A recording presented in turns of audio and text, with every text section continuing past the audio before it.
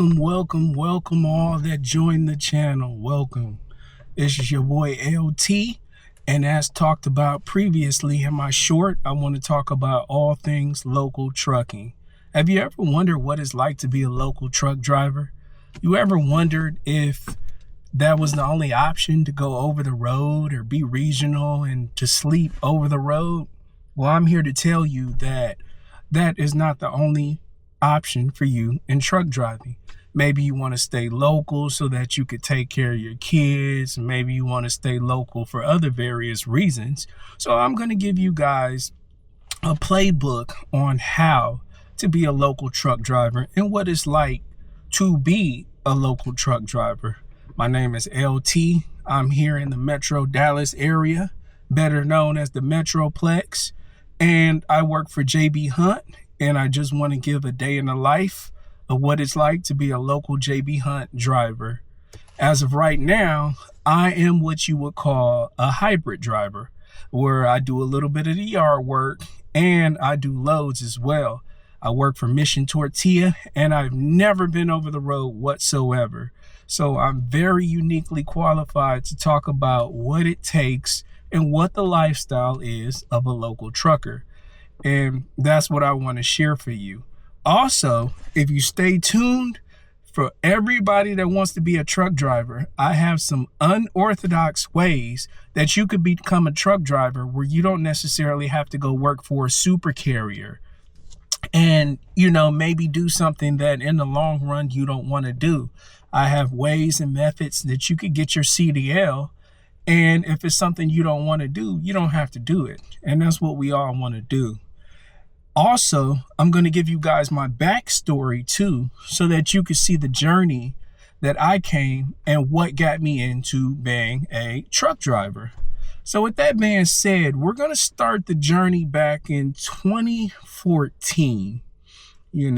I was living in Colorado Springs and I didn't really have a sense of direction on what I wanted to do. And I knew truck driving was an option, but I just didn't have the tools at the time to become necessarily a successful truck driver. At the time I was working little odds and ends jobs, such as I was working night shift at the supermarket, stocking frozen groceries and working at a thrift store. And I just wanted to do something that was a little bit better pay, where I didn't have to work day and night in order to make an honest living, a decent living. So I went to the DMV after doing research and got the CDL booklet to study for my CDL permit. By studying for my CDL permit, that opened up the door for me to maybe look for little small time work and stuff like that. So I didn't immediately get into trucking, but what ended up happening was I went to go work for a pipeline construction company in Colorado Springs. Being in that environment enabled me to see truck drivers in motion. And sometimes when you're in an environment where you are trying to get to a point where people are already at, that could affect you in a positive way. So I went and got my CDL and I had a talk with a gentleman, and he told me well, hey, if you come work here or whatever, over time, we'll show you little tips and tricks and train you so that you could go study and test for your CDL. Now, nevertheless, it didn't work out that way, but that was the plan. So in 2014, I got my Class A CDL after working in the freezer. And I remember stocking and just thinking to myself, I don't want to do this anymore. I was working for Safeway and I was in and out of the freezer having to downshift all the pallets and, pretty much everything that comes in with frozen pallets. And it was just something that I didn't want to do. So I went and got my Class A permit, found a job with the pipeline construction company, and then I was around people that already had it. So what they had me do was drive little flatbed trucks and kind of get acclimated to driving larger vehicles that I didn't have to necessarily have a CDL for. And it was good experience on, how a larger truck can handle and, the limitations of a larger truck.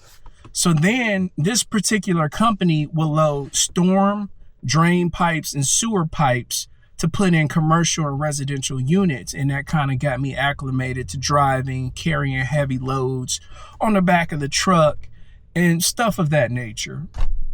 So from there, what happened was it lasted for a little bit of time, but then there was a regime change. You know, sometimes there's always kinks and things in the plan that may not go accordingly, so you have to adjust on the fly. So nevertheless, I didn't stay there very long. I went back to doing odds and ends jobs and stuff like that.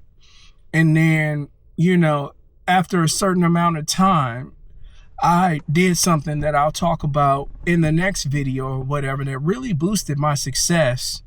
And I think ultimately it'll help some of you guys boost your success too. So we're going to talk about it and just kind of go from there. So if you're new to the channel, like, subscribe, support your guy. I'm a local DFW guy, and I'm just giving my story on what it's like to be a local trucker.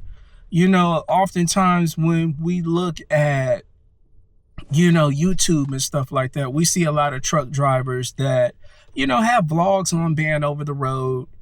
They have vlogs on, you know, pretty much regional truck driver, but I haven't seen any local truck drivers really talk about their story like that. So if you like the material, like, subscribe, share, and then we'll be back at it for more, and stay tuned. Thank you for listening. Peace.